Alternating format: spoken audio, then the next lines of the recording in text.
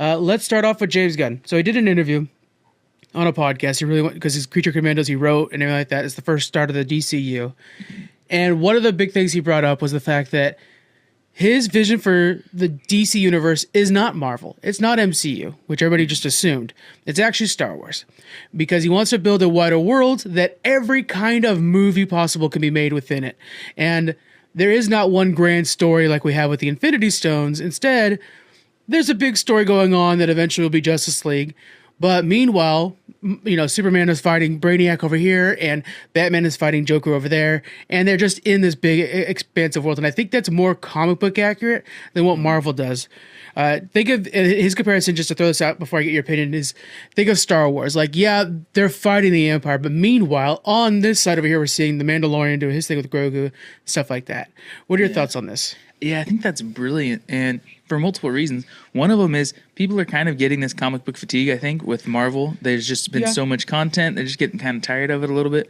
But we don't see that as much with the Star Wars world because their ability to be so diverse. Mm-hmm. Like Andor is a good example. It was such a good hit, and it's because it's what we want, where it's more in their world, but not the same content we've seen already.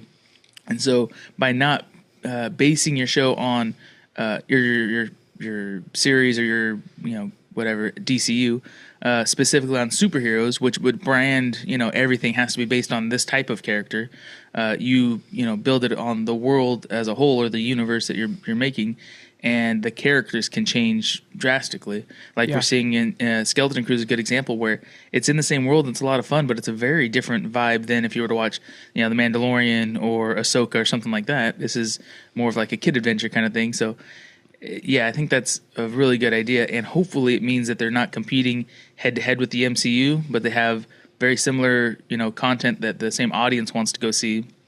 And then, at the same time, they're probably not going to be fighting or competing too much with Star Wars, though they're more or less in the same lane. But it will be, a lot of the superhero-type stuff, so it'll be a similar path, but maybe not the same kind of content. I also think it puts a lot less stress on the company itself because when you have something like the MCU's grand sagas, when something slips, like Phase 4, for example, which is coming right off of Endgame, it had the impossible job of following up Thanos. If it slips at all, like it did with Kang, holy shit, everything's upended, right? What do you do? Meanwhile, over on the DC side thing with this new plan, if something goes wrong, well, that's fine. It was just something that was going on with the Flash over here. It's done, and it's over there. We still have all the other things going on, and that's fine, and it's all within this world. And then that's how the comic books work, too. Like, you'll have these crisis events that are massive. Everybody tags in and helps out. But for the most part, they don't need each other until there's something that's really escalated happening to the planet. Yeah, I feel like the MCU got lucky a little bit in the ability to lean on the multiverse to be able to fix some of their problems like that. Yeah. But pretty soon they're going to be consolidating that, and it's putting all their eggs in one basket again. And so when they have their stories, in line with each other, you can't trip up. You're going to derail your entire system, right? So they need a little bit of bandwidth where they can have multiple stories going at separate times, and if one falls off, it's not going to destroy their whole system they built.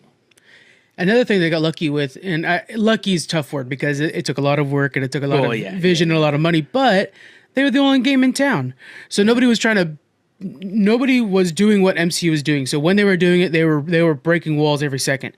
Man. And we were willing to forgive them for a lot of things. Now it's been 15 or 12 years at least, and we have seen this track record already repeat itself. So you have to find a new way to break the walls, and that's why I think DC's like, we're not going to bother trying to do that. We don't need to go down that path. We're going to do our own thing.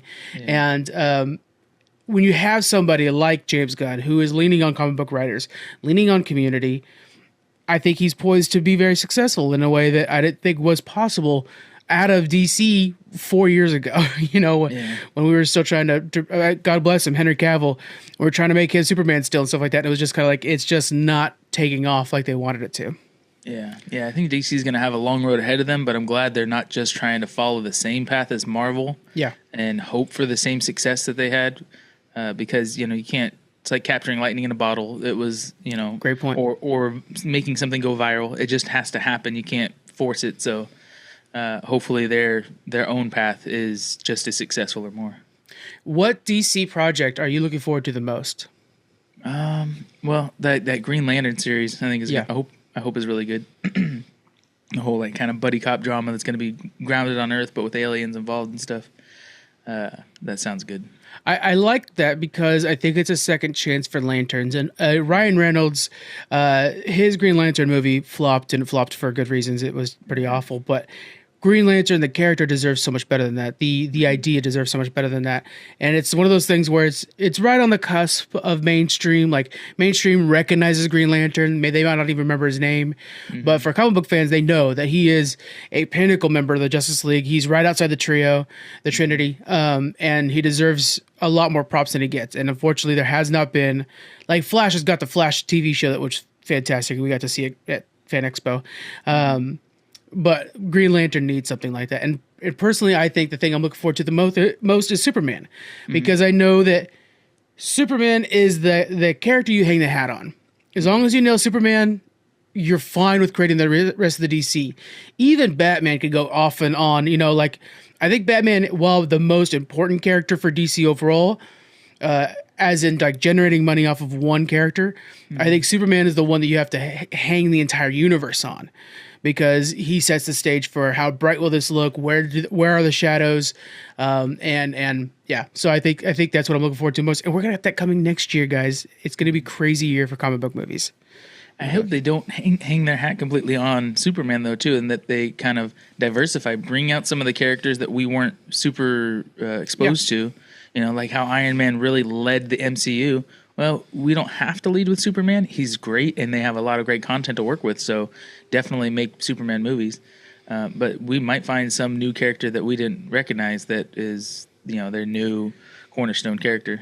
I agree with that, but I think the best way to tell comic book fans, and honestly, like the mainstream media, we have to kind of like the mainstream audience, I mean, Superman, setting the tone with him first, successfully nailing Superman first, is the best way to say we're in a new era. Because if you go out with Booster Gold or whatever, a B-list character, and it does well, okay, that's fine, but you haven't used one of the Trinity yet, and the king of the Trinity is definitely Superman. So I do think that that's how you set the tone. Like, Creature Commandos is a great example of, like, we have really good stuff coming up. Like, don't worry, Creature Commandos is amazing. But is it as important for DC as Superman? Negligible, I think, and I think that I think Superman's going to pop up in Creature Commandos, as a matter of fact. But yeah, I think he's the one you have to set the stage with. Myself. Yeah.